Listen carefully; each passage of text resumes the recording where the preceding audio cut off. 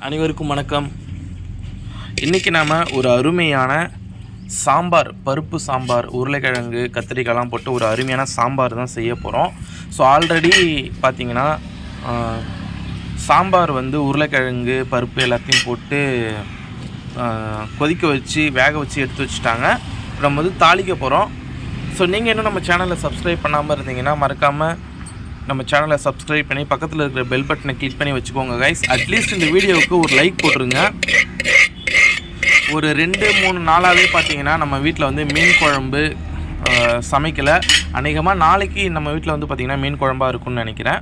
So இப்போ சட்டி சூடாகிடுச்சு. இப்போ நம்ம தேவையான அளவு எண்ணெய் சேர்த்துக்கலாம். அடுத்தது கொஞ்சமாக இது பேர் என்ன, ஜீரகம் சேர்த்துக்கலாம். ஜீரகம் பொரிஞ்சதுக்கப்புறம் மற்ற பொருட்களை நம்ம ஆட் பண்ணிக்கலாம். அப்புறம் இன்னொரு விஷயம் என்னென்னு பார்த்தீங்கன்னா, இன்றைக்கி நம்ம சாம்பார், அது கூட பார்த்திங்கன்னா உருளைக்கிழங்கு முட்டை பொரியல் இன்றைக்கி செய்ய போகிறோம் கைஸ். பட்டை மிளகாய் சேர்த்துக்கலாம். அடுத்தது வெங்காயம் சேர்த்துக்கலாம். கொஞ்சமாக என்ன பவுட்ரு, பெருங்காயத்தூள், அந்த பவுட்ரு கொஞ்சமாக சேர்த்துக்கலாம். எல்லாத்தையும் நல்லா மிக்ஸ் பண்ணி விட்டுடலாம். இப்போது கொஞ்சமாக சாம்பார் பொடி சேர்த்துக்கலாம். இதையும் நல்லா மிக்ஸ் பண்ணி விட்டுட்டு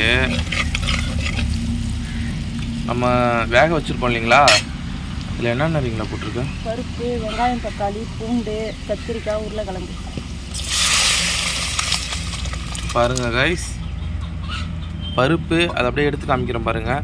பட்டை மிளகா, வெங்காயம், பச்சை மிளகாய் போட்டிருக்கு தானே, பச்சை மிளகாய், பருப்பு 2 பருப்பு. என்ன எடுத்து காமி பார்ப்போம். துவரம் பருப்பு, பாசி பருப்பு. பாருங்கள் கைஸ், இதில் துவரம் பருப்பும் இருக்குது, பாசி பருப்பும் இருக்குது, தக்காளி, அப்புறம் கத்தரிக்காய், உருளைக்கிழங்கு.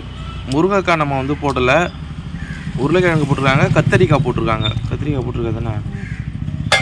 ஸோ அவ்வளோதான் கைஸ். இப்போ நம்ம தேவையான அளவு லாஸ்ட்டாக கொஞ்சமாக சால்ட்டு சேர்த்துக்கலாம். உப்பு, புளி தண்ணி கரைச்சி வச்சுருக்காங்க, அதையும் நம்ம இது கூட சேர்த்துக்கலாம். புளி தண்ணியெலாம் ஃபஸ்ட்டு எதுன்னு கொதிக்க வைப்பாங்க, புளி தண்ணியில் தான் பருப்புலாம் கொதிக்க வைப்பாங்க. சரி போடு. அப்படி கொதிக்க வச்சோன்னா ஃபுல்லாக புளிப்பு ஏறிடும். பாருங்கள் கைஸ், புளி தண்ணி கரைச்சி ஊற்றியாச்சு. ஒரு கிண்டிட்டு இப்போ நம்ம மூடி வச்சிடலாம். அவ்வளோதான் கைஸ். உங்களுக்கு சாம்பார் நல்லா கொதிச்சதுக்கப்புறம் சாம்பார் உங்களுக்கு காமிக்கிறேன். அடுத்தது நம்ம உருளைக்கிழங்கு வறுவல் ரெடி பண்ணிடலாம் கைஸ். பாருங்கள் கைஸ், குழம்பு நல்லா கொதிச்சிருச்சு. நான் உங்களுக்கு குழம்பு எடுத்து காமிக்கிறேன் பாருங்கள். சாம்பார் அப்படியே கத்திரிக்காய் உருளைக்கிழங்கோட அப்படியே எடுப்பாங்க. பாருங்கள் கைஸ், உருளைக்கிழங்கு, கத்திரிக்காய் இதோ போட்டிருக்காங்க பாருங்கள். கத்திரிக்காயெல்லாம் கரைஞ்சிடுச்சு. ஏதாவது ஒரு கத்திரிக்காய் இருக்கான்னு பார்ப்போம். 1 2 ஏதாவது அது எடு, அது தூக்கு அப்படி மேலே.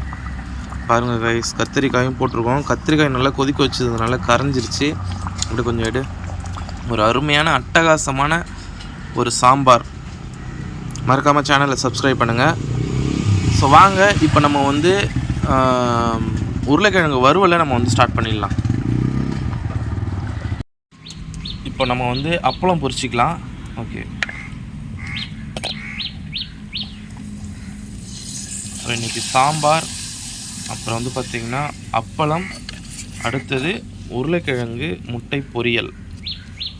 இது இல்லாமல் கருவாடு சுடுவோம், அதுவும் சாப்பாட்டுக்கு இன்றைக்கி ரெடி பண்ணுவாங்க.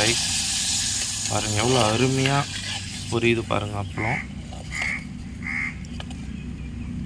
இன்னும் ஒரு அப்பளம் மட்டும் உங்களுக்கு காமிக்கிறேன்.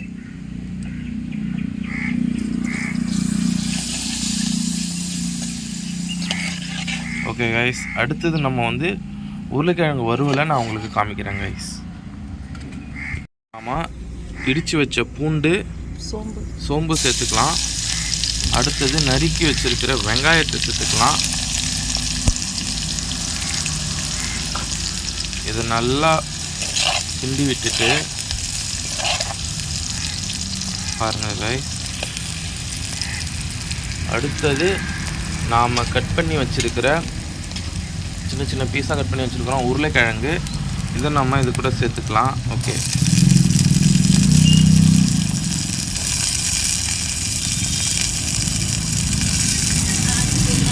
தேவையான அளவு உப்பு சேர்த்துக்கலாம். அடுத்தது தேவையான அளவு மிளகாய் தூளா? கொஞ்ச நேரம் அது வதங்கிட்டு அதுக்கப்புறம் சேர்த்துக்கலாம். ஓகே. சின்ன கட்டு போட்டு மூடி வச்சுருக்கேன். ஒரு 2-3 நிமிஷம் இது எண்ணெயிலே இந்த உருளைக்கிழங்கு கொஞ்சம் வெந்ததுக்கப்புறம் நம்ம மசாலா பொருட்களை எல்லாத்தையும் சேர்த்துக்கலாம். இப்போ பார்த்திங்கன்னா உருளைக்கிழங்கு நல்லா ஓரளவுக்கு வெந்துருச்சு. இப்போ கொஞ்சமாக நம்ம தேவையான அளவு மிளகாய் தூள் சேர்த்துக்கலாம். உப்பு போட்டல அப்படியே மிக்ஸ் பண்ணி விட்டுட்டு ஒரு 2 நிமிஷம் அப்படியே விட்டோன்னா ஒரு அருமையான உருளைக்கிழங்கு வறுவல் ரெடி ஆகிடும். அப்படியே சாதத்தை போட்டு அதில் கொஞ்சமாக சாம்பார் நம்ம இப்போ வச்சோம் இல்லைங்களா, அந்த சாம்பாரில் கொஞ்சமாக வச்சு அப்படியே சைடில் இந்த தொட்டுக்காயை கொஞ்சமாக வச்சு சுட்ட அந்த கருவாடை எடுத்து சாப்பிட்டோன்னா அப்படி தான் இருக்கும்.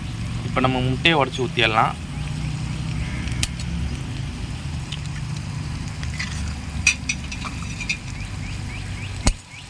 ரெண்டு முட்டை உடச்சி ஊற்றுறாங்க பாருங்கள். 2 கரு கடந்தாக்க 2 முட்டைன்னு தான் இருக்கும்.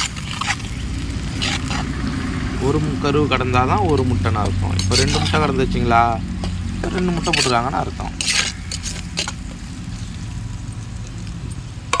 அப்படியே மூடி வச்சிட வேண்டியதான். ஸோ இந்த கேப்பில் நம்ம வந்து கருவாடை சுட போகிறோம். பட் கருவாடு சுடுறதை நான் காமிக்க போகிறதில்ல கைஸ். ஸோ இந்த உருளைக்கிழங்கு முட்டை வறுவல் வந்து ரெடி ஆனதுக்கப்புறம் நான் உங்களுக்கு காமிக்கிறேன் கைஸ். சொல்ல மறந்துட்டேன் கைஸ், கொஞ்சமாக வந்து சிக்கன் மசாலா சேர்த்துக்கலாம். அதில் ஒரு கவுள் வாடை மாதிரி ஒரு முட்டை சேர்த்துறதுனால அதனால் நம்ம வந்து சிக்கன் மசாலா லைட்டாக சேர்த்துக்கிட்டோம். பாருங்கள் எப்படி அட்டகாசமாக இருக்குது பாருங்கள். சாம்பார் கூட வச்சு சாப்பிட்டா ஒரு சாப்பிடலாம். ஓகே, அவ்வளோதானே? அப்படியே எடுத்து காமி. முட்டை சரி கைஸ், நம்ம இப்போ வந்து ஒரு அருமையான உருளைக்கிழங்கு முட்டை பொரியல் செஞ்சுட்டோம். காமிக்கிறேன் பாருங்கள். அப்படியே மேலே தூக்கி எவ்வளோ செம்மையாக குக் ஆகிருக்குன்னு பாருங்கள். வேறு கொஞ்சம் எடு பாருங்கள் கைஸ். ஸோ ஒரு அருமையான சாம்பார் உருளைக்கிழங்கு முட்டை பொரியல். ஸோ மறக்காமல் நம்ம சேனலை சப்ஸ்கிரைப் பண்ணிவிடுங்க. நாளைக்கு ஒரு அருமையான வீடியோவில் உங்களை சந்திக்கிறேன். அதுவரை நன்றி, வணக்கம்.